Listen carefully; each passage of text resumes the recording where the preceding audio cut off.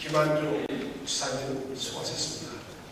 서원이 되었으므로 제304회 전남도의 임시회 제1차 본회의 개의를 선포합니다. 먼저 최성석 의사담당관으로부터 의 관련 사항에 대한 보고가 있겠습니다.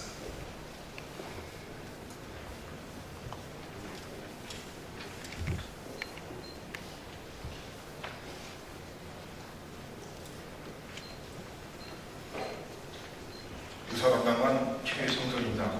의 관련 사항을 보고드리겠습니다. 먼저 제304회 임시소집회를 보고드리면 지방자치법 제45조 제2항 및 제3호 규정에 의하여 김대석 의원님 등 31번 의원님의 집회 소집력에 따라 지난 8월 26일 공고를 하고 오늘 집회를 갖게 되었습니다. 다음은 오늘 본회의에 주의되는 안건으로 전라북도의 운영위원회에서 협의한 제304회 전라북도의 임시회기 결정권 등 5건이 부의되겠으며 이번 회의 중에는 상임위원회가 조례안 등 14건을 심사 처리하게 되겠습니다. 다음은 안건 접수 및 회부사항입니다. 전라북도의 청인사실태조사 특별위원회 학기기간 연장권은 운영위원회요. 전라북도 예산 절감 및 예산 낭비 사례 등 공개에 관한 조례안 등 2건은 행정자치위원회요. 전라북도 노인복지관 설치 및 운영조례 일부 개정 조례안 등 3건은 환경복지위원회요.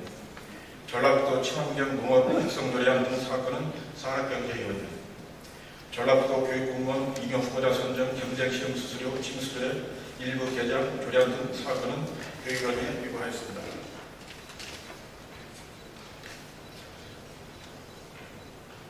다음은 민원조서사입니다. 최 회장님이 인터넷 민원을 제출한 농산물 산지유통센터 공고 관련 신청권은 산업경제위원회, 전주시 효자동 박동열 주민 198명이 제출한 초등학교 설립 요구 당원권은 교육위원회에 위고하였습니다. 기타 자세한 내용은 의원님들께 배부해드린 유인물을 첨부해 주시기 바랍니다. 이상으로 보고를 마치겠습니다. 감사합니다.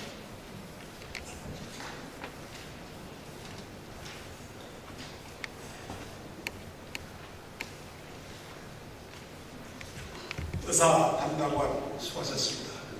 다음은 의사일정 제1항 제304회 전남도의 임시회 회기 결재건을 상정합니다.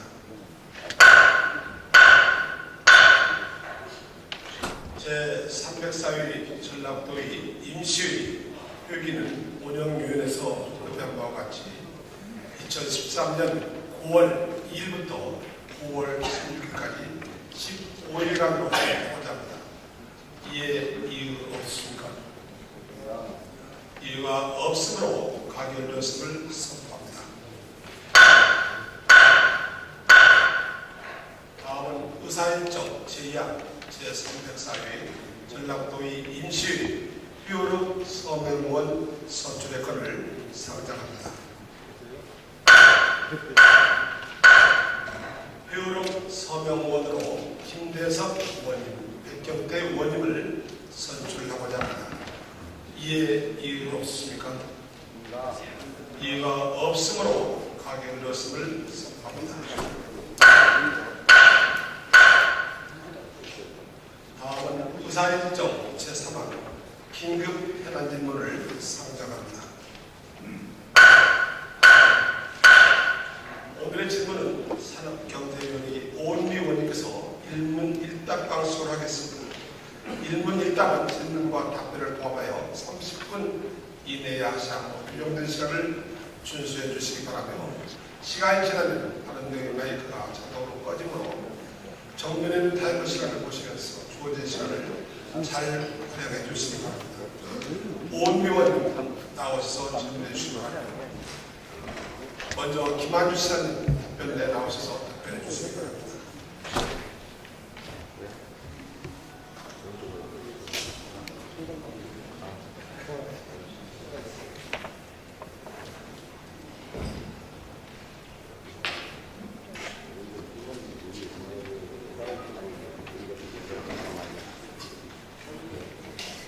동아친구당 소속 순천군 출신 산업경제위원회 오은미 의원입니다. 정치 공작과 부정부패로 박근혜 대통령 만들기, 진보당 말살을 위한 내란음모 정치 공작, 프락치 공작, 매수 공작, 국정원의 연이은 헌정유린 사건으로 18대 대통령 선거에서 국가기관의 정치 개입과 부정선거에 대한 진상규명과 책임자 처벌을 요구하는 전 국민적 촛불이 타오른 시점에서 진보당에 대한 내란음모, 즉 국정원 프락치 사건이 전국을 휘감고 있습니다. 국민이 땀 흘려 낸 세금 1조 원 이상의 예산을 쓰는 국정원에서 공당의 의원과 당원들에게 여론으로 공안몰이를 하고 있습니다. 국기문란과 헌정유린의 주범이자 조작 전문가인 국정원이 국정조사가 끝나자마자 내란 음모 사건을 조작하여 무소불위의 권력을 마구 휘두르며 그들의 죄를 극복하고 있고, 박근혜 정권은 과거 육신 독재의 칼날을 휘둘렀던 자들을 정부 요직에 앉혀 유신의 부활을 꿈꾸고 있습니다. 국가기관이 국민의 안녕과 행복을 위해 일하지 않고 국민을 감찰하고 탄압하며 현재와 미래에 대한 비전과 희망을 제시하기보다는 과거로의 행위에 모든 공권력을 쏟아붓고 있으니 국민의 삶은 빚져질 수밖에 없습니다. 반세기 넘는 세월 동안 분단의 기생에 민족과 국민의 삶을 좌지우지하는 악의 세력을 물리치기 위해서는 진실과 정의, 민주주의를 지키고자 하는 전국민적 촛불이 횃불로 타올라야 할 것입니다. 이 피토하는 열망을 안고 오늘 긴급 현안질의를 시작하겠습니다. 지방 정부의 정책과 예산이 중앙 정부에 의존될 수밖에 없는 현실을 감안하더라도 단체장의 마인드와 철학은 지역과 주민들에게 하늘과 땅으로 다가선다고 볼 수 있습니다. 이거 지사님도 인정하시죠? 이에 민소노기를 마무리하는 전북도의 조직 개편안 중 특히 농업 부분의 조직 개편안을 보며 그간 전라북도의 농정, 특히 김한주 지사님의 농업에 대한 마인드가 그대로 드러난 개편안이라 여겨지며 이에 대한 질문을 드리겠습니다. 이번 조직 개편 중 농업 정책의 기조가 무엇입니까? 이번 조직 개편에서 농업의 지금 가장 큰 어려움이 FTA 체결 등으로 즉 값싼 외국 농산물이 유입되면서 우리 농산물의 판로 확보가 어렵다는 것이 가장 큰 문제점의 하나입니다. 또 하나는 우리 전라북도가 이제 중국으로 농산물을 배출하기 위해서는 식품산업으로 가야 되기 때문에 식품산업 클러스터를 전라북도에 전략산업을 크게 하고 있습니다. 그래서 우리 농업정책의 기조는 농민의 소득 증대를 위해서 지금까지의 생산 중심에서 판로 확보, 식품 가공의 비중을 높이는 쪽으로 하겠다는 것이 우리의 기조이고, 이를 위해서 근본 조직 개편에서 유통, 가공, 식품산업 육성에 중점을 두고 조직을 개편했습니다. 네. 이 조직 개편안을 준비하면서 내외부적으로 충분한 의견 수렴과 토론을 거쳤는지, 특히 많은 이들이 염려하는 상명하달식의 부서 명칭과 담당을 분리 조정해서 개편안을 말하는 것이 아니지 하는 많은 그 의견들이 있거든요. 이에 대해서 어떻게 생각하십니까? 네, 조직 개편에서 이 상명하달식의 명칭이라는 것은 또 정책 결정 과정에서 있을 수가 없습니다. 충분한 의견 수렴과 토론을 하는 것이 저희의 정책 결정 과정이고, 조직 개편도 우리 도 내에서의 의견 수렴이 거쳤고 농민단체, 농업인들 의견 수렴을 겪었습니다. 충분한 의견 수렴을 거쳤다는 말씀이십니까? 네, 저희도 나름대로 겪었고, 그걸 한번 말씀드릴까요? 네, 그 농민단체의 의견 수렴은 어떻게 또 거쳤는지 좀 알려주시죠. 네, 지금 내부 의견 수렴을 통해서 실국단, 농정국단 차원에서 부서 의견을 수렴했습니다. 그때 농림국 당국에서 우리 조직에서 요구한 것은 로컬푸드, 승마, 해양 레저 등을 농산국으로 이관하라 이런 말씀이 있어서 그것은 반영이 됐고, 그 다음에 이제 전반련 농업단체 전문가들의 토론을 저희 거쳤습니다. 먼저 전반련과 농업인 전문가들의 의견은 FTA 등 수입 농산물에 대응하기 위해서 유통기능의 강화가 필요하다. 농가 소득이 나오면 대부분의 소득을 유통 기업이 가져가기 때문에 유통기능 강화가 필요하고, 마을 만들기, 로컬푸드, 사회적 기업 등 지역 순환경제 활성화를 요구하였고, 농산물의 가공을 통한 식품 산업 육성이 중요하다 이런 얘기를 했습니다. 그래서 근본 조직 개편안에 생산과 유통 가공이 혼재되어 있던 농정부서를 친환경 생산, 그다음에 유통 가공부서로 기능을 이뤄나였고 또 식품은 전략산업국에 중점적으로 설정해서 배치했습니다. 그다음에 이제 입법기관의 도의 일부 의견도 들었습니다. 농업단체도 들었는데 농업 관련 단체에서는 식량 자원의 담당의 조치를 꼭 해달라 그런 얘기가 있어서 저희가 지금 친환경 농업담당과 식량 자원을 통폐합해서 친환경 식량 자원으로 명칭을 바꿨습니다. 그 다음에 이제 도의 일부에서 문화체육관광국의 해양 레저, 승마, 로컬푸드, 귀농귀촌업무와 전략산업의 지역수분 클러스터를 농정부로 이관이 필요하다는 의견에 대해서는 식품산업과를 제약은 농정부로 기능을 이전했습니다.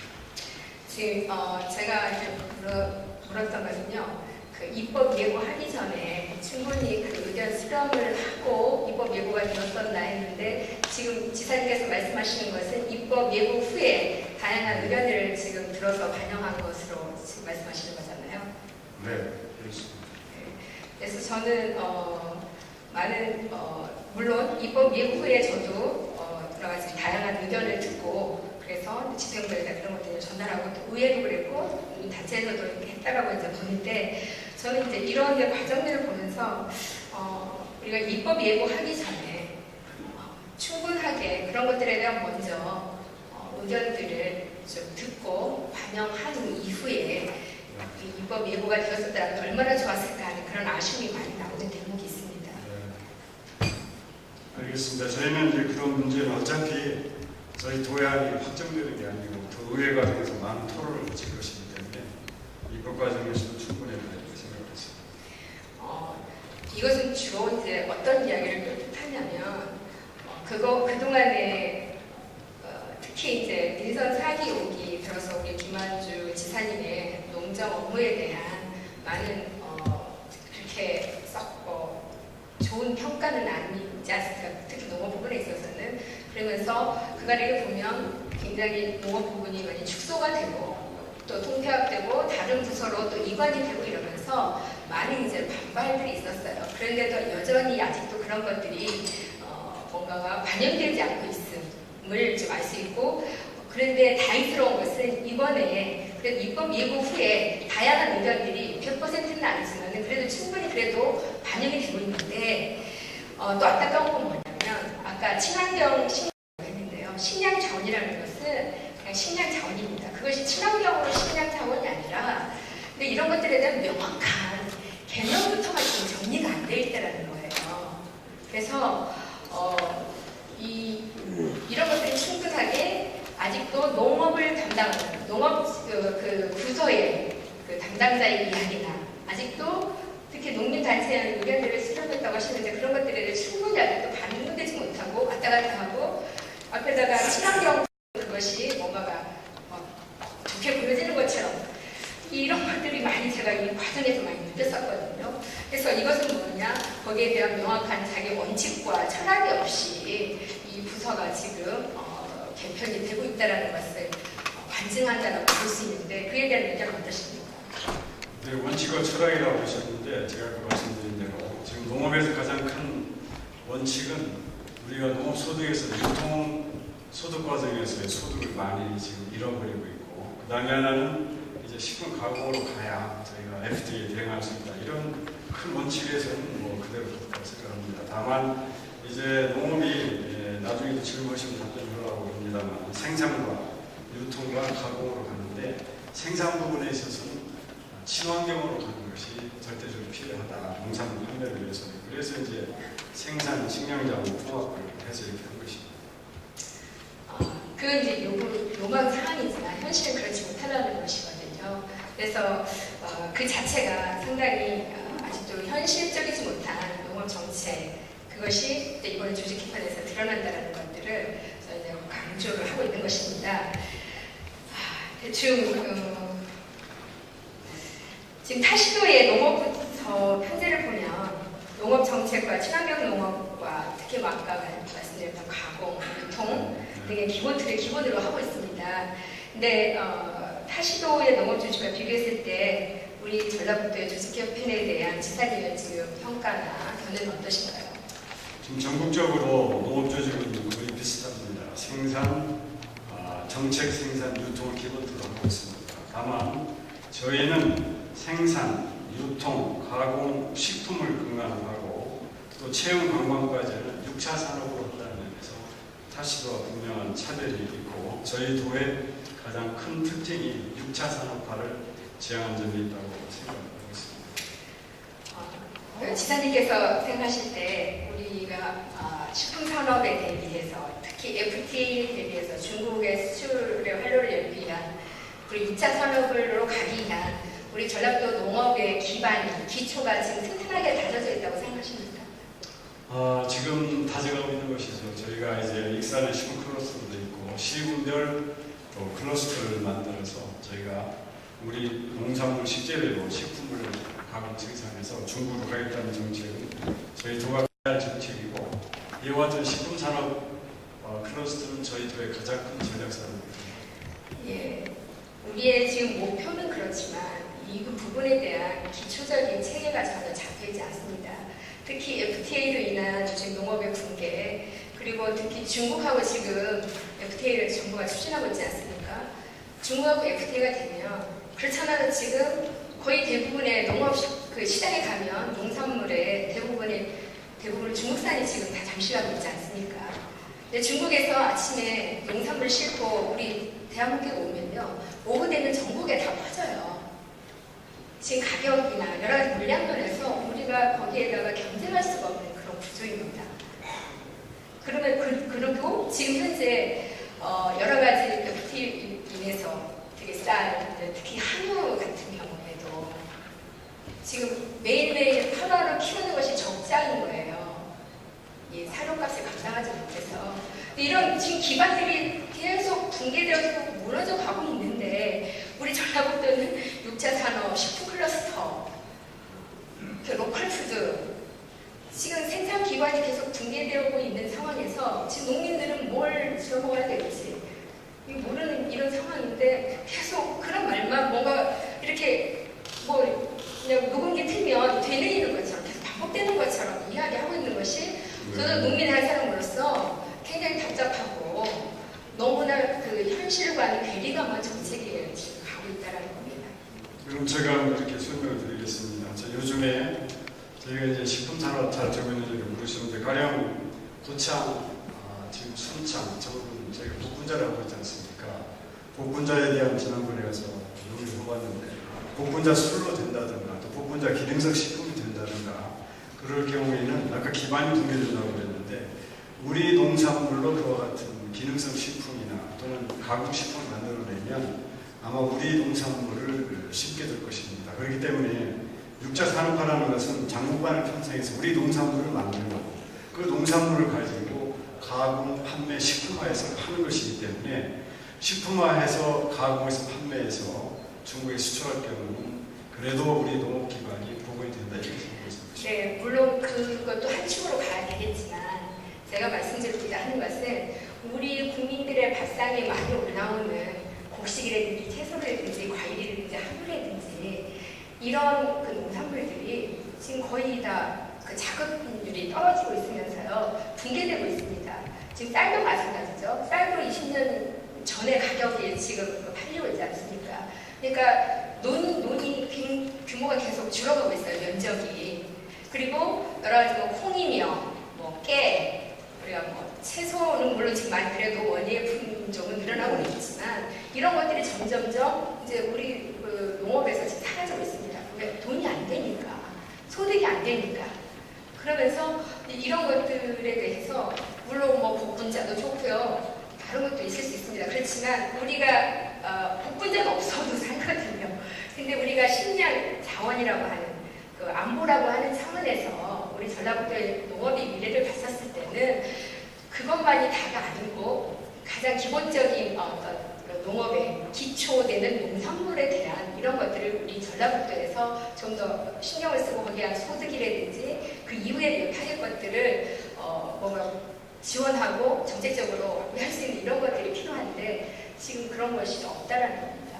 네, 그런 문제는 이제 식량 자원의 확보 이런 문제는 지금 정부도 고민하고 있고 저희들도 그런 문제는 이제 생산하면서 이제 가공과 유통으로 이제 가는 것인데 가공과 유통마저도 없다면 생산이 더 위협을 받습니다. 그래서 생산은 또 하나의 축이고 또 가공 유통은 또 하나의 축입니다. 그래서 지금 생산은 그동안 정부 시책이나 저희 도 정책이나 지금 많은 노력을 하고 있고 그러나 또 하나 이쪽의 축 유통, 가공, 식품으로 가는 쪽이 그 생산 기반을 더 많이 만들 수 있다. 그래서 6차 산업이야말로 저희가 우리 농업에 뭐 모든 것을 다 풀어내는 해답은 아니지만 중요한 농업을 활성화시키는 정책이다 이렇게 보고 이번 조직 개편에 도왔던 점을 많이 했다.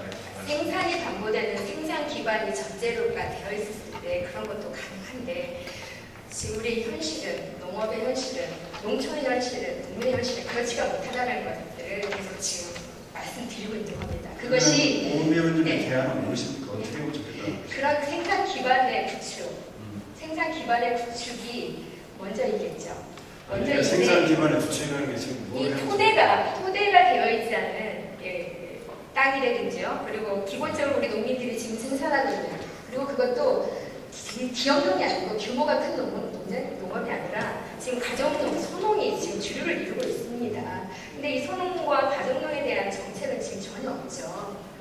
전혀 없죠. 대부분 보면 그래서 지금까지 농정이 조직화 규모화로 되어 오면서 그런 것들이 많이 그 기반부터가 많이 무너져 있는 거고요.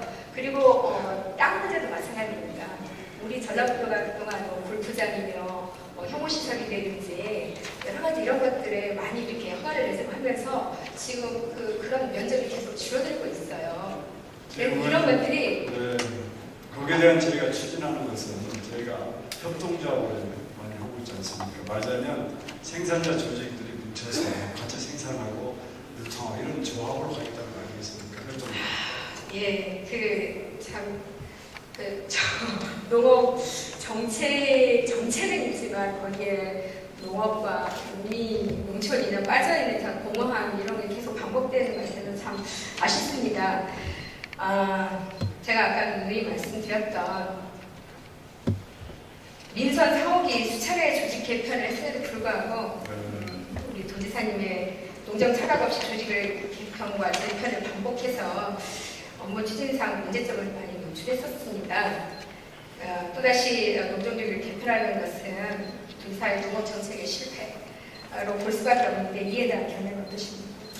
네, 조직을 많이 바꾼다고 해서 농경 정책이 실패다 이렇게는 동의를 드렸습니다. 왜냐하면 저희가 민선 4기 이후 저희가 조직 개편은 소규모까지 약 한 번 있었습니다. 그런데 전국으로 본다면 거의 10회, 14회 모든 시도가 20회까지 이렇게 많이 하고 있습니다. 그래서 지금 조직 개편을 많이 하는 것은 정책의 실패라기보다는 농업이 그동안에 FTA 수입 개발, 그 다음에 이제 유통의 어려움, 친환경 농산물 선호, 농촌의 고령화 이와 같은 시대의 흐름이 많이 있었기 때문에 거기에 적응하기 위해서 이렇게 많이 좀 개편됐다 이렇게 발전적으로 좀 얘기해주시다. 네, 시대의 흐름 물론 있죠. 그렇지만 시대의 흐름에 농업은 계속 무시되어져 왔고 배제되어 왔습니다. 그거에 대해서 특히 전라북도에서는 그런 게 좀 더 심했죠. 민선 사옥의 주요 정책은 주로 이제 기업 유치를 통한 일자리 창출이고 경제 활성화이지 않습니까? 농업은 그동안의 전략 정책에서 제외되어 왔습니다. 규모가 적은 다른 광역의 주주단체는 농업은 지속적으로 유지하고 지속시켜 나가는 정책으로 가고 있고요. 그동안에 이제 우리 조직 개편 때마다 농업의 기부 축소, 이는 결국 예산의 축소, 또 농업의 축소로 이어지는 것입니다. 바람직하지 않은 것이죠. 특히 우리 지사님의 과거를 한번 이야기를 해보지 않을 수가 없습니다. 우리 전주시장 재직 시절에 농업기술센터를 시키셨죠. 표시가 안 됐습니다. 됐었잖아요. 그래서 송화진 시장에 의해서 다시. 아닙니다. 의원님 그거 다시 한번 자료를 확실히 보셔야 그렇습니까? 저는 그렇게 알고 있는데. 잘못하신. 이거에 대해서 많은 농민 단체들이나 농민들이 이 지사님의 농업 정책의 마인드가 무엇인지를 볼 수 있었고요. 그리고 저도 들었고 우리 공식 석상에서 특히 농민들이 있는 공식 석상에서 우리 전라북도가 농도 이미지를 탈피해야 발전할 수 있다. 물론 여러 가지 이제 의미가 있겠죠. 근데 그런 말씀을 하셨었습니다. 기억나시나요?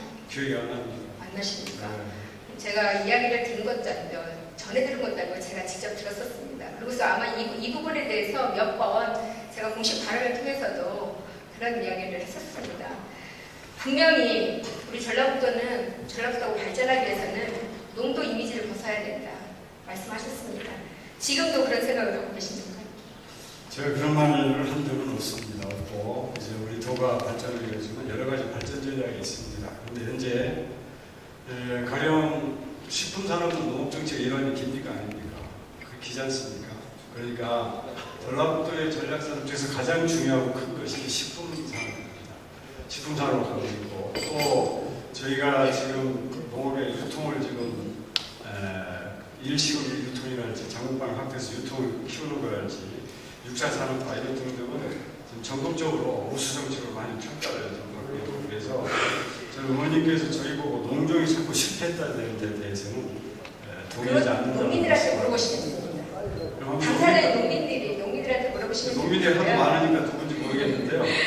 어떤 농민을 가지고 그런 얘기를 하실지 모르겠습니다. 여기에 대해서는 농민들한테 물으시면 되는 거고요. 동의하지 않는다는 걸 말씀입니다. 식품산업 자꾸 말씀하시는데요. 지금 대기업이 농업 진출하려고 하고 있죠. 우리 새만금에도 지금 그 농지를 정하는데 대기업이 진출하려고 지금 세계 기업이 지금 계약을 체결했죠. 네, 지금 저기 농업지구에 세계 기구가 그런 계획이 있습니다. 이 문제에 대해서는 지금 이미 농림식품부한테 우리가 우려를 전달했습니다. 그래서 농림식품부도 여기에 대한 대안을 만들겠다. 그래서 저희들과 함께 아마 논의를 예정부터 있습니다. 지금 이미 대기업은 계속 농업 생산에 진출하려고 하고 있고 FTA 중국 특히 농산물 들어오고 있고 한데 우리 지사님이라면 식품기업을 운영하시면서 우리 농민들이 생산한 농산물 또 대기업이 생산한 농산물과 중국에서 오는 농산물 가격 비교하면 어느 것을 기업이라면 어느 것을 쓰겠습니까? 그것은 제가 기억을 안 해서 잘 모르겠습니다만 그러나 특정한 식품을 만들기 위해서는 특정한 식재료가 필요하다면 비싸다고 있을 것입니다.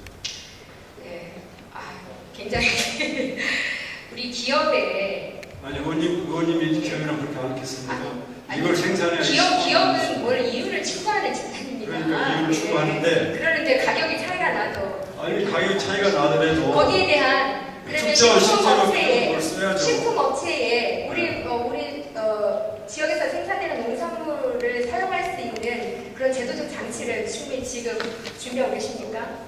네 그렇습니다. 가령 지금 식품산업 클러스터가 그렇습니다. 가령 이번에 저희가 고창, 순창, 청배가 협의를 했는데 이제 고창, 순창의 복분자가 훨씬 비쌉니다. 그럼에도 불구하고 고창, 순창에서 만든 그 가공식품이나 식품을 수출하고 그리고 중국에 수출하는 것은 우리의 복분자가 기능성이 있고 훨씬 품질이 좋다. 그래서 수출하는 것입니다. 그러면 왜 중국 복분자를 안 쓰겠습니까? 의원님 기업이라면 아니, 그 식품을 가지고 만들어야 특정 제품이라고. 그러니까 지금 식품 기업, 지금 식품 클러스터에 여러 가지 이제 우리 도에서도 조례를 만들어야 되지 않겠습니까? 우리 지역의 농산물을 사용할 수 있도록 하는 어떤 규제 방안이라든지 거기에 따른 그 사용했을 때 어떤 인센티브라든지 이런 것이 있어야 되지 않겠어요? 기업이 알아서 스스로 알아서 하지는 않을 거 아닙니까? 거기에 대한 그런 제도적 보완이 장치가 준비가 되어지고 있느냐 이거입니다. 네, 아마도 저희가 식품산업을 하게 되면 이제 그런 제도가 있을 수 있다고 생각합니다. 있을 수 있다고요? 아직 그런 건 준비가 되지 않고요. 네, 아직은 거기까지 진도가 안 나왔습니다. 네, 제가 헛됩니다. 그 민선 사옥이 추진했던 농업 정책 중 가장 갈무득할 만한 성과가 바로 이제 식품산업이고 그렇습니까? 이제 식품산업이고 두 번째가 농업 유통 체계를 갖춘 것, 지금 중앙식창관이 것이고 세 번째가 6차 산업화, 네 번째가 민간 육종연구단 유치 등등이 지금 전국적인 저희가 비교 우위로 칭찬을 받고 있는 사업들입니다. 지역의 특색을 만든 농업 육성이 지금 뭐 복분자를 주로 많이 예를 들으시는데 지금 전라북도에 대표 브랜드가 딱히 없습니다. 생산 기반에 투자하는 그리고 농민에게 직접 투자하는 것보다 중간 가공업과 유통업체 그런 사업에 투자 많이 했습니다. 그러다 보니까 그로 인해서 농민들의 소득과는 별로 기여를 못했습니다. 그리고 농민들도 굉장히 그 부분에 대해서 회의적입니다. 그들만 먹여 살리고 있고 유통하는 데 있어서 유통상인들 그리고 그들의 도덕적 해이만 계속 더 깊어져가고 있고 이것이 결국 행정의 불신으로 계속 이어져 오고 있습니다. 그래서 이런 부분에 있어서 아직도 뭔가가 현실 인식이 좀 제대로 안 되는 것 같아서 굉장히 답답합니다. 의원님, 그럼 제가 거기 한마디 저희가 사례를 들어보겠습니다. 지금 유통을 키우는데 소득이 안 늘어난다고 그러는데 가장 대표적인 사례가 고창에 황토백이 오고 있는데 지금 그렇습니다. 그 다음에 각 시군별 지금 익산도 있고 다 지금 유통조직이 있고 그 유통조직에 의해서 우리 농산물들이 많은 납품을 하고 있고 그 소득을 지금 농가에게 돌아가고 있습니다. 그런데 무슨 근거로 그게 지금 유통이 실패했다고 이렇게 말씀하십니까? 유통이요. 예를 들어서 저희가 올 여름에 굉장히 더웠죠. 저희 지역에 상추를 많이 생산합니다. 상추 가격이 농민 생산자한테는 7,000원에 주고 사가요. 그날 뉴스에 얼마나 나온지 아세요? 소비자 가격이 5, 6만 원 나왔습니다. 5, 6만 원 예를 들어서. 그러니까 이런 것들이 굉장히 농민들을 더 허탈하게 하고 있고요. 예를 들어서 지금 많은 것들이 농민들 감자도 마찬가지고 지금 농민들이 생산하고 거기에 대한 뚜렷한 어떤 보장이 없다 보니까 늘 불안합니다. 그래서 재작년 고추값이 좋으니까 꽃이 많이 심었어요. 그리고 가격이 올라갈 거에 대비해서 많이 갖고 있었어요. 근데 지금 고추 가격이 많이 폭락했습니다. 어디는 5,000원까지 내려가고 있습니다. 이런 것들이 그럼 제가 거기에 대해 설명하겠습니다. 설명 안 하셔도 됩니다. 아니요. 사례를 드는 것이 잘못된 사례가 되었습니다. 아니요. 그리고 쌀도 마찬가지입니다. 아니 제 말도 한번 들어보세요. 지금 우리가 유통조직을 만드는 지금 유통상인에게 유통을 맡긴 게 아닙니다. 각 시군에서 농민 스스로 뭉쳐서 유통조직을 만드는 거 아닙니까? 그 유통조직을 면밀하게 한번 다시 검토해 보십시오. 그래서 소득이 농민한테 돌아가면 그게 6차 산업인데 그러니까 그것에 대한 면밀한 검토를 한번 해주시기 바랍니다. 그런 것이 농민들에게 소득에 기여하면서 농민들에게 그게 긍정적으로 자리하고 있는 물론 그런 데도 있겠지만 대부분을 보면 많이 이어지고 그것이 행정의 불신으로 나타난다니까요. 예, 제가 동의할 수가 없습니다. 여전히 굉장히 현실과 많이 동떨어져 있는 그 현실 인식이 농업의 현실 인식을 보면서 굉장히 답답함이 들기 사실입니다. 조지사님 말씀이라면 많은 농민들이 농업에 대해서 미래에 대해서 걱정 안 해도 되죠. 그렇지만 그러지 않거든요. 농업을 언제 포기해야 되는지 이런 답답함 속에서 살고 있습니다. 의원님께서 일방적으로 막 우리 농업 그동안 일방적인 그런 정책, 현장을 무시한 그런 정책이 지금 굉장히 현장에서는 그런 여러 가지 어려움으로 나타나고 있죠. 농도인 전부 농업의 가치가 식량의 소중함이 더 갈수록 도해가는데도 전국의 농업을 외면하고 정부의 정책이나 그런 시류에 떠밀려서 중심 없이 가고 있습니다. 모든 산업의 기본 동력, 에너지는 농업입니다. 농업은 부모나 마찬가지입니다. 부모가 늙었다고, 병들었다고, 못 배웠다고 이게 부끄러워하거나 천덕부러 그런다 핑계둬서는 안 됩니다. 나를 믿게 하는 근본이기 때문입니다. 그렇지 않다면 내 자식에 의해서 나도 그렇게 될 것이기 때문입니다. 농업이 아무리 과학으로 포장된다 하더라도 기본 토양과 물, 햇빛 그리고 농민의 땀과 정성이 있어야 생산이 가능합니다. 지금 농촌은 항해 FTA든 강정 FTA로 추진되는 또 한종 FTA로 존폐가 경감에 달려 있습니다. 거기에 대기업들의 농업 생산 진출은 농업의 실을 말리겠다는 것이고 박근혜 대통령도 본인 임기 내에 5조 2천억 원의 예산을 사과하겠다고 지금 공언하고 있습니다. 5년 10년 후 농촌은 자연감소로 인구가 많이 줄겠죠. 일할 사람이 없는 곳, 먹고 살아갈 농사가 없어 대기업이 운영하는 농장에 가서 농업 노동자로 전락할 수밖에 없는 농업 농촌의 현실은 지금부터 삐삐가 앞으로 삐삐하는 나머지 인성 기대가 후회가 방법을 준비하면서 정말 헌신하는 한시를 제대로 하시고 그런 정책을 제대로 선택하면서 같이 협조하죠. 네, 알겠습니다. 일단 성의에 말씀해 주시기 바랍니다.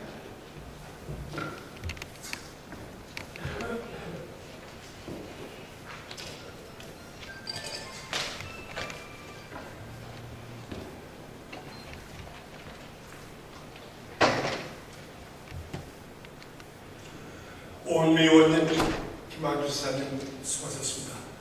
다음은 전라북도의 교육규칙 제39조의 2의 규정에 의하여 5분 자유발언을 신청하신 의원님들의 발언을 듣도록 하겠습니다. 발언 순서는 양용모 의원님, 정길수 의원님, 김광수 의원님, 강영수 의원님, 김택성 의원님 순으로 하겠습니다. 먼저 양용모 의원님 나오셔서 발언하여 주시기 바랍니다.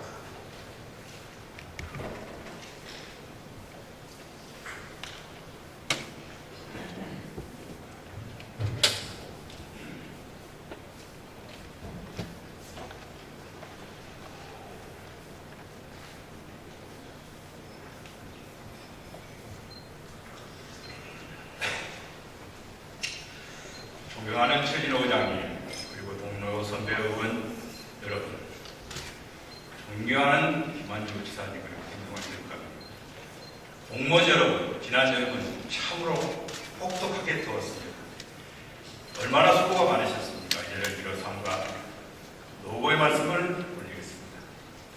존경하는 국민 여러분, 그리고 교육가족 여러분, 그렇습니다. 지난 여름은 참으로 가혹했습니다. 지독한 더위는 자연 현상이라서 어쩔 수 없다고 하겠습니다만은, 그러나 국민의 마음을 더욱 슬프게 하는 것은 부정부패에 의한 무리들이 저질러오는 원전 일이었습니다. 국민의 공분을 일으킨 정권의 부패 사슬은 결국 국민 전체를 폭염 속으로 몰아넣어 건강마저 흩어놓는 지경에 이르렀습니다. 그 사회적 위험은 참으로 크리라고 생각합니다. 오늘 발언의 결론부터 좀 말씀드리도록 하겠습니다. 저는 전라북도 교육청과 각 시군 지역교육청에서 건축하고 있는 학교 건물 등 모든 시설물에 대해서 하자 문제에 대한 전문 기술 인력을 투입해서 꼼꼼하게 조사하고 법률에 따라 하자 보수가 제대로 이루어질 수 있도록 촉구하기 위해서 이 자리에 섰습니다. 존경하는 국민 여러분, 전라북도 교육청에서 발주하는 2009년부터 2013년까지 학교 표사와 관광면의 신축과 대축 규모는 총 67곳에 이릅니다. 투입된 예산은 약 2,872억 원으로서 이는 전라북도 초등학교, 중학교, 고등학교의 교사와 강당 등 대형 건축물의 신축과 전면 개축만의 통계입니다. 저는 건축물의 신축도 중요하지만 사후관리는 더욱 중요하다는 전제하에 하자 보수에 대한 문제를 집중적으로 심하여 봤습니다. 결과는 학교 건물에 대한 정상적인 하자 보수가 제대로 이루어지지 않고 있으며 건축물 관리 업무 또한 이해할 수 없을 정도로 비효율적이었습니다. 이런 사실을 알고 교육청이 발표한 건축물에 대해서 최근 3년간의 하자 보수 이행 자료를 요청했는데 결과는 하자 보수 사례가 단 한 건도 없다는 자료 보고서였습니다. 과연 그럴까요? 저는 군산의 2군데 초등학교를 직접 방문해서 확인해 보기로 하였습니다. 그 결과 본 의원은 당황하지 않을 수 없었습니다. 모 초등학교는 하자 보수에 대한 기록도 제대로 남기지 않은 점은 물론 시설 관리도 체계적으로 이루어지지 않고 있었습니다. 또 다른 초등학교는 하자 보수 기록은 져 있으나 여기 또한 하자 보수에 대한 체계적 대응은 잘 이루어지지 않고 있다는 것입니다. 사랑하는 국민 여러분, 그리고 교육가족 여러분, 교육 현장의 건축물에 대한 사후관리와 하자 보수는 학생들이 안전에 직결되겠습니다. 또한 교육청 예산이 부당하게 지출되는 것을 막는 효과도 있습니다. 건축물의 하자는 보이는 것만 있는 것이 아닙니다.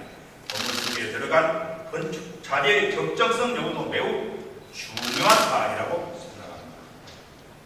특히 각 공정별 하자 보수 기간이 지난 다음에는 교육청 예산을 들여 개보수를 해야 합니다. 따라서 하자보수 기간에 건축물의 하자 여부를 정확하게 진단하고 하자보수를 요구해야 합니다. 그런데 지금 각 학교 현장에서는 이런 업무가 제대로 이루어지지 않고 있다는 것입니다.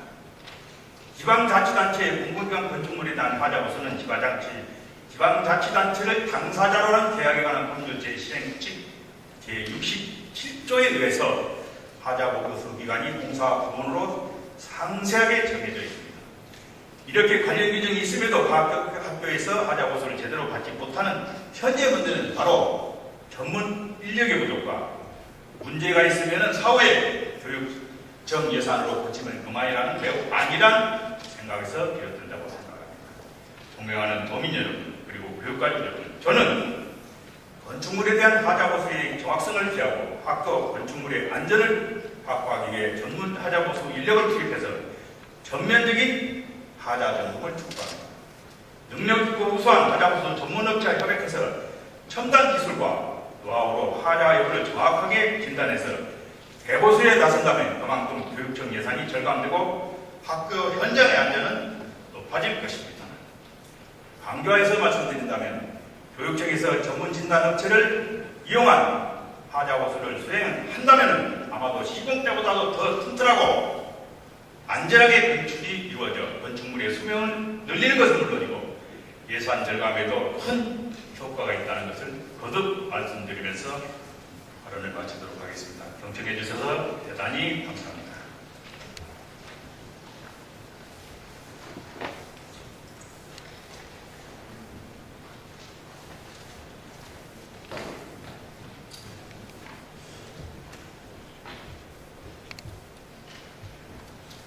양영모 의원님 수고하셨습니다.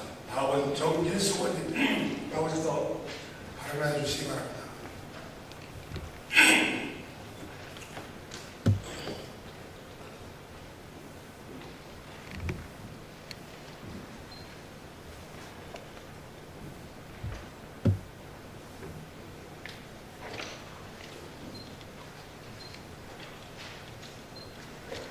불합리한 혁신도시 도로계획 이제라도 개선에 나서야 합니다.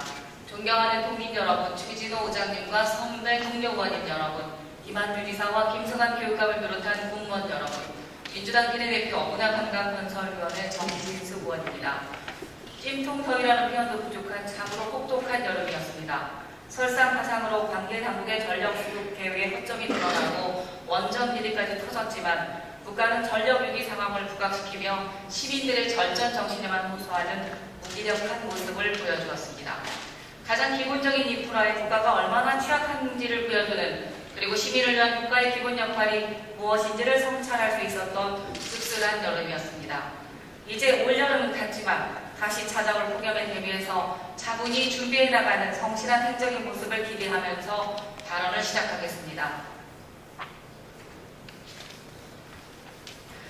총 299만 8천여 평 면적의 계획 인구 3만 명 이상을 예상하고 있는 전주 완주 혁신도시는 기존의 신도시와 달리 산학, 연관, 구성원 간의 협력과 교류가 원활히 이루어질 수 있도록 공간 구조와 주거, 문화, 교통 등의 도시 인프라를 제도적으로 구비함으로써 신개념의 명품 도시를 지향하고 있습니다. 12개 공공기관의 이전 완료를 비롯하여 혁신도시가 유무형으로 지향하는 바가 가시적으로 완성되고 있는 전북에 완성되며 이는 전북의 지역 발전을 견인할 강력한 동력이 될 것으로 기대되고 있습니다. 그러나 최근 지방행정연수원의 전주 완주 혁신도시 이전을 계기로 혁신도시의 미비한 정주여건 문제를 조속히 개선해야 한다는 목소리가 높아지면서 벌써부터 혁신도시에 대한 지역사회의 우려가 커지고 있습니다. 교통, 숙박, 편의시설 등 무엇 하나 딱 부러지게 완비된 게 없어 그간 준비가 느슨했다는 지적이 팽배합니다. 그런데 이 와중에 더 큰 문제가 드러나 우려를 더하고 있습니다. 혁신도시의 빗그림을 그려놓은 지구단위 계획이 상식적으로 납득할 수 없는 문제점을 안고 있기 때문입니다. 혁신도시 내에는 총 15개 8,771개의 공동주택과 966빌딩의 단독주택, 100블럭의 상업용 부지가 계획되어 있습니다. 이를 자세히 들여다보면 주거용도에 비해 낮은 상업용 부지임을 알 수 있습니다. 당연하게 상업용 부지의 적절한 환경 조성이 더 중요하다는 의견입니다. 이에 적절치 않은 계획이 지적되어 말씀드리겠습니다. 배부해 주신 자료를 참고해 주시기 바랍니다. 먼저 상업지구내 제3가 3블럭 앞쪽 폭 23m의 4차선 대로와 폭 10m의 보행자 도로가 계획되어 있는데 상가 신축식 건축물을 23m의 대로변이 아닌 바로 10m의 보행자 도로의 건축 지정선의 3분의 2 이상이 접하도록 지구단위 계획에 명시되어 있습니다. 이 규정을 적용하게 되면 상가별 주차장 입구는 4차선 대로변 쪽으로 향하도록 되어 있습니다. 이 경우에 예상되는 문제점은 첫 번째, 교통 흐름을 방해하고 다발적인 교통사고를 유발할 수 있습니다. 상가 주차장 출입을 하려는 차량과 4차선 대로를 이용하여 상가 일대를 지나치는 차량 간의 충돌 우려가 큰 것입니다.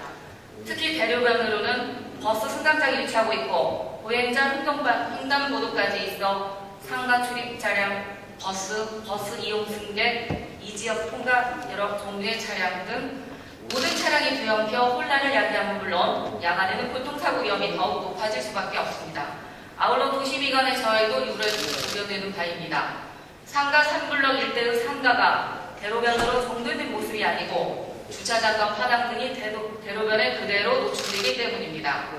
상가 3블럭과 상가 4블럭 사이의 10m 폭 도로는 차량 출입을 막아놓고 반면에 차량 통행과 버스 승강장 이용 주차장 출입 차량이 서로 뒤엉키게 될 경우 대로변 쪽으로 주차장이 설치되도록 규정되어 있는 지구단위 계획은 누가 봐도 명백히 불합리합니다.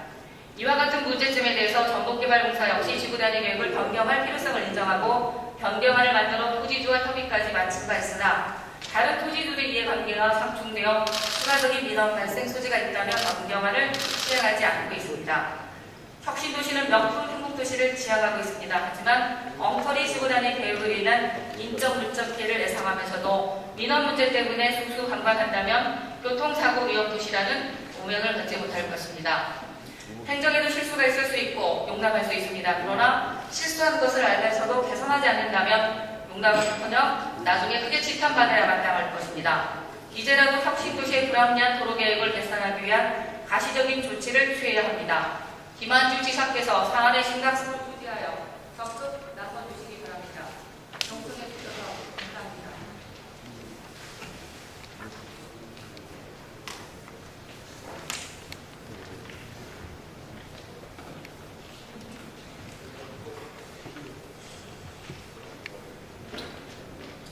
정민수 의원님 수고하셨습니다. 다음은 김광수 의원님 나오셔서 발언해 주시기 바랍니다.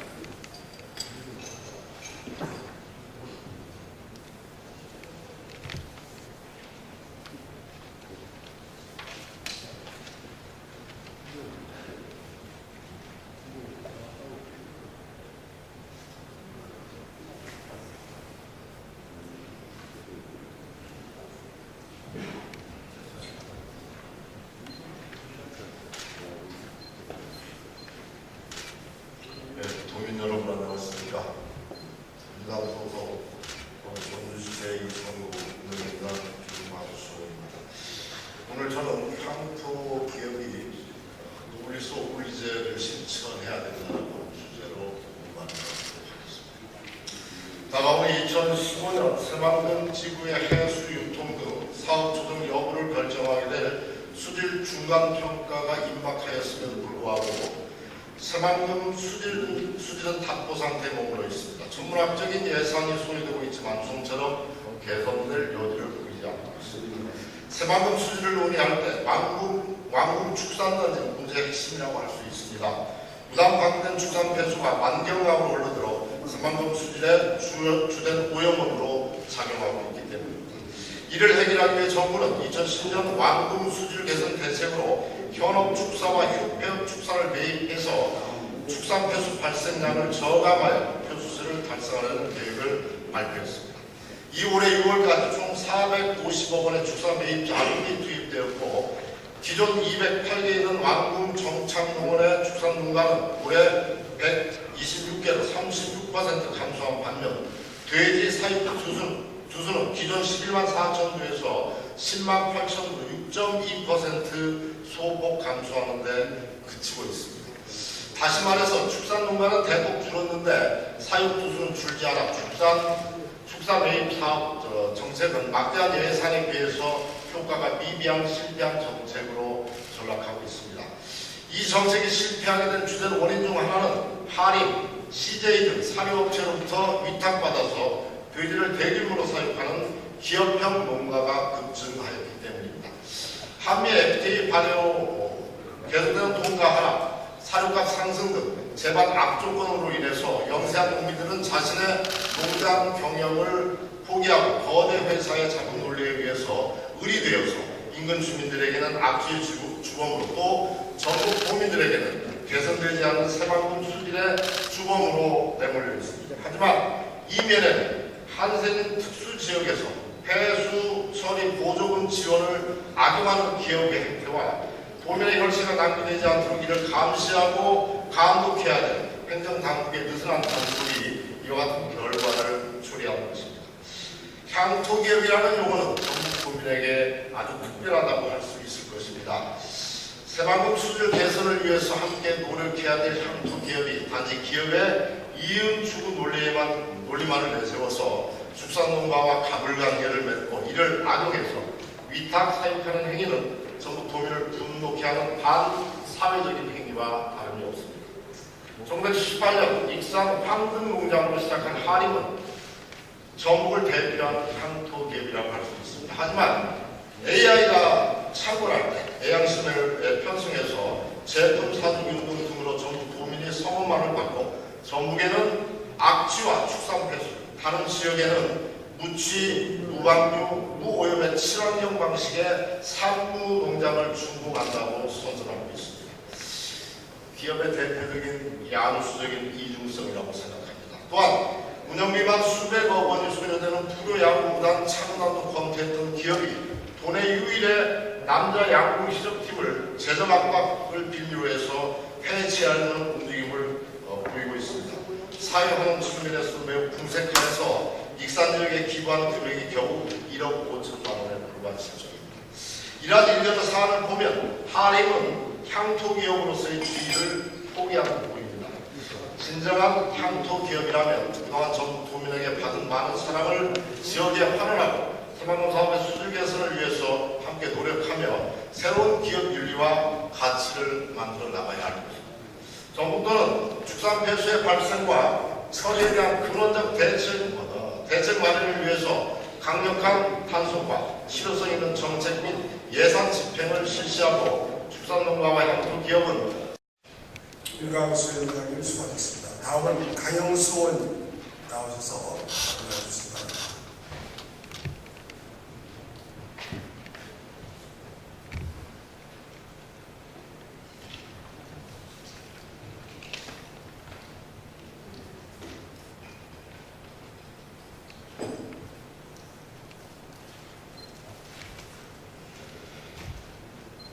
존경하는 도민 최진호 대장님과 선배 동료분, 김한주 최사와 윤승환 교육감을 비롯한 관계 공무원 여러분, 안녕하십니까.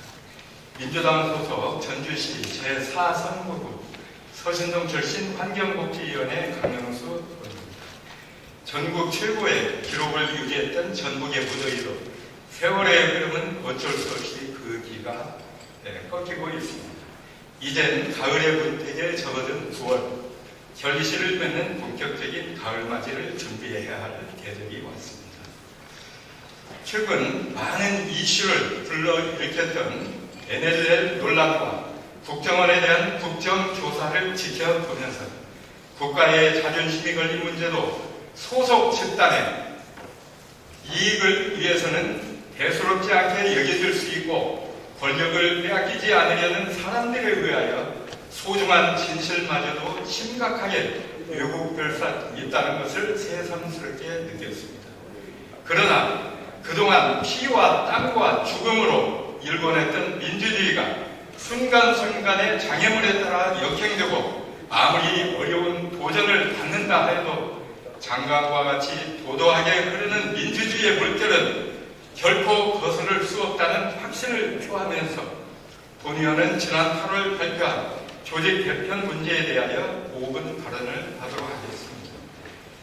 김한두 지사께서 취임한 이래 조직 개편을 너무 자주 한다는 일부 언론과 도민들의 비판이 있습니다. 하지만 급변하는 세상과 도민들의 다양한 욕구를 충족하기 위하여 주어진 여건과 자원을 최대한 활용하고 이에 대응할 최적의 방안을 강구하고자 많은 고심을 하고 계신다는 것을 본 의원도 잘 알고 있습니다. 우리의 사회는 언제부터인가 우수한 학생들이 의대를 선호하고 있습니다. 우수한 인재가 유입되는 의료업계를 단순히 개인이나 일부 계층만이 이익을 얻을 수 있도록 방치할 것인가? 아니면 산업화 체계에 대한 대책을 조속히 마련하여 국가의 경쟁력을 확보해야 할 문제는 미래를 통찰할 수 있는 리더십과 국가가 고민해야 할 과제라고 생각합니다. 더욱이 현재 한류 열풍과 함께 우리나라의 전반적인 의료기술 수준이 세계 어느 나라 못지않은 평가를 받고 있으며 의료 플랜트 수출 및 중증 환자를 비롯한 각종 의료 환자 유치 등이 활성화되고 있어 이를 활용한 의료 관광의 중요성은 아무리 강조해도 지나치지 않다 하겠습니다. 따라서 본 의원은 지난 10월 도정 질문을 통하여 이를 강조한 바 있으며 지사님께서도 코디네이터 양성 교육을 통하여 의료 관광을 활성화시킨다는 의지를 표명하신 바 있습니다. 그런데 이게 어찌된 일입니까? 이번에 발표된 조직 개편안을 보면 이러한 지사님의 의지가 반영되기는커녕 오히려 의료산업 전담 부서마저 폐지하는 것으로 발표가 되었습니다.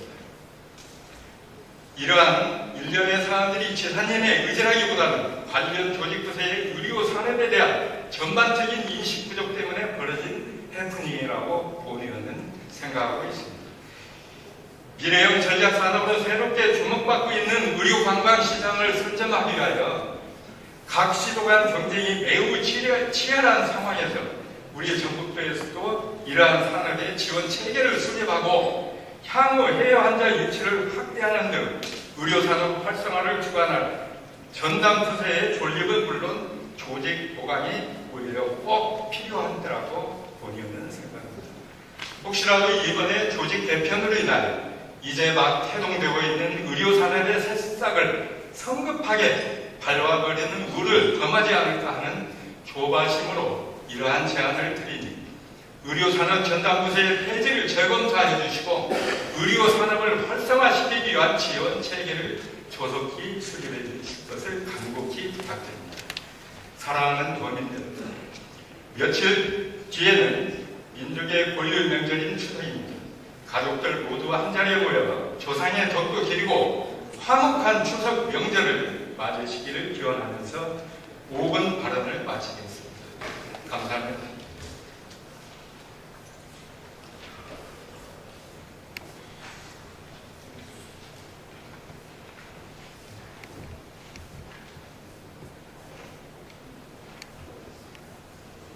강영수 의원님 수고하셨습니다. 다음은 김택성 의원 나오셔서 발언해 주시기 바랍니다.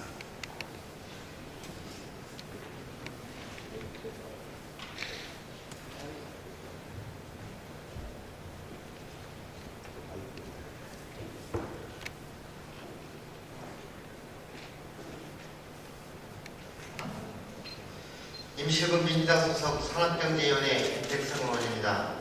존경하는 도민 여러분, 최진호 의장님과 선배 동료 의원 여러분, 김한주 지사와 김승환 주지검을 비롯한 관계 공무원 여러분, 우리 사회에서 약속은 주실래이며 사회를 진행하는 기반이 됩니다. 만약 약속을 쉽게 저버리고 신의를 불신자처럼 취급하게 된다면 사회 전체가 불신의 늪에 빠져 외롭고 삭막해질 것이며 누구도 믿지 못하고 불안에 벌벌 떠는 공포사회가 될 것입니다. 개인 간 약속이 이처럼 매우 중요할텐데 하물며 행정기관의 약속은 주민들에게 법규와 같은 구속력을 지니고 있으면 두말할 것도 없을 것입니다. 하지만 국방부와 전주시는 수차례에 걸쳐 임실구민들에게 했던 약속을 보란듯이 깨고 항공대 이전을 밀어붙이고 있습니다. 본 의원은 신뢰를 저버리고 국민의 뜻을 무시한 채 국방부와 전주시가 강압적으로 추진하고 전라북도는 국인하고 있는 전주 항공대대의 임실 이전을 결사반대하며 이를 즉각 처리할 것을 관계기관에 촉구하는 바입니다.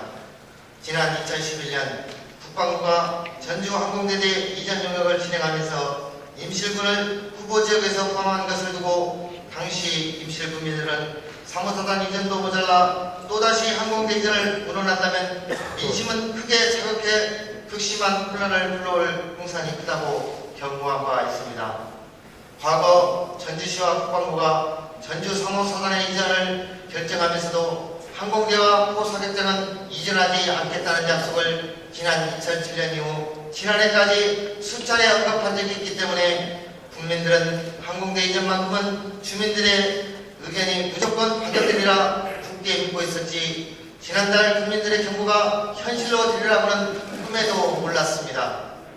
그동안 임실 국민들은 3호사단 이전 문제 하나만으로도 힘들고 고통스러운 나날을 보냈습니다. 군부대 이전과 함께 몇 가지 인센티브가 주어졌다고는 하나 애로부터 땅과 물, 하늘과 함께 정직하고 순박하게 살아온 국민들은 군부대 이전이 겁나고 달갑지 않을 수밖에 없어 당시 강렬히 정하며 반대하기도 했습니다. 하지만 전라북도 발전을 위한 대승적 차원에서 3호사단 이전을 일부 수용했지만 당시 겪었던 마음속 깊은 상처는 아직도 아물지 않은 채 떠올리기도 싫은 기억으로 남아있습니다. 이런 상황에서 국방연구원의 항공대 이전 영역에 임실군 탄약장이 후보지로 포함되었습니다. 이는 지난날 임실군민의 대승적 결정을 재놓게 하는 행위나 다름없으며 지난 2007년 국방부와 전주시와 약속을 뒤집고 신뢰를 저버린 파렴치한 불법 행위나 다름없습니다. 특히 임실의 항공대 이전 계획의 대상 지역은 섬진강과 옥정호 상류 및 오원천 주변 지역으로 짙은 안개가 상존하고 있어 항공사고 위험이 높아 항공대 부지로는 접근하지 않으며 군 탄약장이라는 특성상 폭발력이 큰 사고력이 일어날 기한성이 매우 높은 곳이기에 주민들 불안이 매우 클 수밖에 없습니다.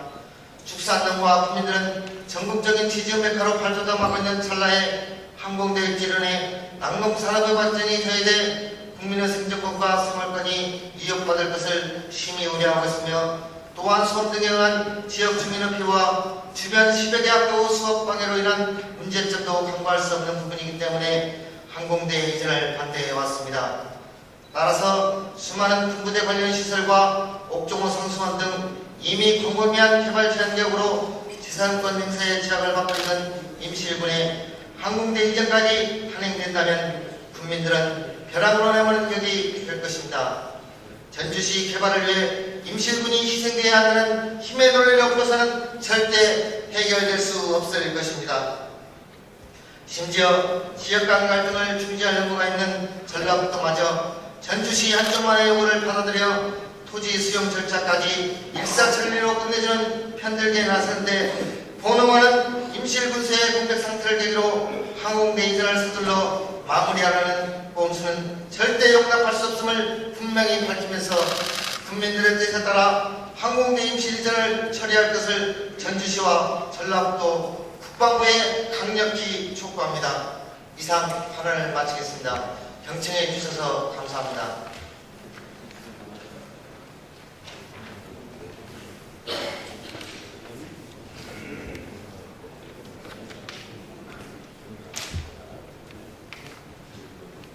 김택석 의원님 수고하셨습니다.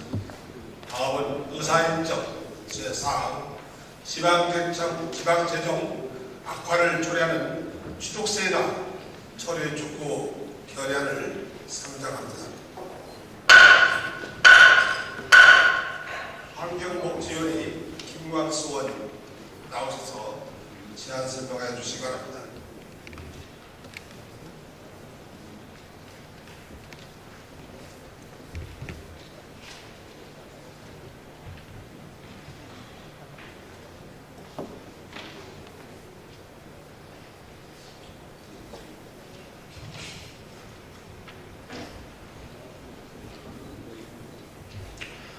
전주시의 이성국 민주당 소속 운영위원장 김광수입니다. 지방 재정 악화를 초래하는 취득세이나 철회 결의안에 대해서 제안 설명드리겠습니다. 정부는 8월 28일 전월세 대책의 일환으로 주택 취득세 영구인하 방식을 발표했다. 취득세 영구인하 방안의 골자는 주택 소유와 상관없이 6억 원 이하 주택 구입 시 취득세율이 현행 2%에서 1%로 영구인하되며 6억 원에서 9억 원까지는 2%, 9억 원 초과는 3%를 적용하고 다주택자에 대한 차등 적용을 폐지한다는 것이 골자이다. 이에 따른 세수 감소 예상액은 전국 2조 4천억 원이며 우리 도의 세수 감소는 약 700억 이상으로 예상됩니다. 2012년 기준 우리 도 취득세 3,746억 원으로 취득세는 3,746억 원으로 도세 징수 총액 7,221억 원의 51.9%에 해당하는 중요한 차주 재원이다. 정부의 지방세수 결함 보전책은 국세인 부가가치세 5%를 차지하는 지방 소비세율을 3% 정도 인상한다는 것으로 지난 4월 아래부가 제시한 5% 인상한 것과 후퇴했을 뿐만 아니라 수도권과 비수도권의 가중치를 조정하지 않을 경우 지역 간 재정 격차를 더욱 심화시키는 등 매우 현실성이 떨어지는 재정 조정 방안이다. 더욱이 정부의 복지정책 확대에 따른 지방정부의 복지 예산 부담이 크게 증가하였고 지방자치단체의 사전 의견 수정 없이 일방적으로 취득세를 영구 인하하는 정책은 지방자치의 근본 정신을 경시하고 중앙정부와 지방자치단체의 불신만을 초래할 것이며 지방자치의 정착과 발전은 자주 재원을 근간으로 하고 있음에도 불구하고 정부 정책으로 인해 중앙정부의 재원에 의존할 수밖에 없는 구조적 모순을 더욱 심화시키는 행정 편의주적 정책으로밖에 볼 수 없다. 따라서 드랍도에는 정부의 취득세 영구 인하 정책 추진을 처리할 것을 강력히 촉구하면서 다음과 같이 결의한다. 하나, 정부는 지방자치의 근간을 훼손하고 지방재정을 악화시키는 취득세 영구 인하 정책을 즉각 처리하라. 하나, 정부는 취득세 감소분의 선세수 보전 마련 후 세대 개편을 검토해야 하며 기초단체의 근본적인 재정 보전 대책도 함께 마련한다. 하나, 지방정부의 자주 재정 확립을 위해서 세대 개혁을 단행하고 반드시 지방정부의 사전 협의 및 동의를 득하도록 명문화하라. 2013년 8월 30일 드랍도 외국어입니다.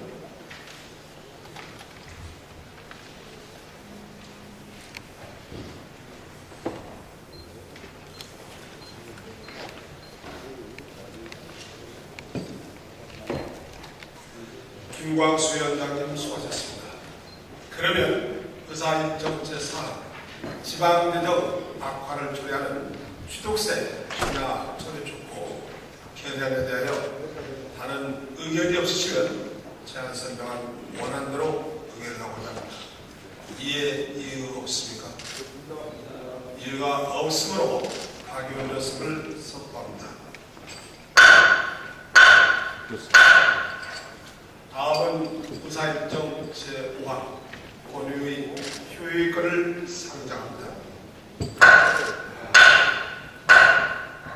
상임위원회 활동을 위하여 9월 3일부터 9월 15일까지 13일간 권유를 효의하고자 합니다. 이에 이유가 없습니까? 이유가 없으므로 가결되었음을 선포합니다. 이상으로 제304회 임시위 제1차 본회의를 마치겠습니다.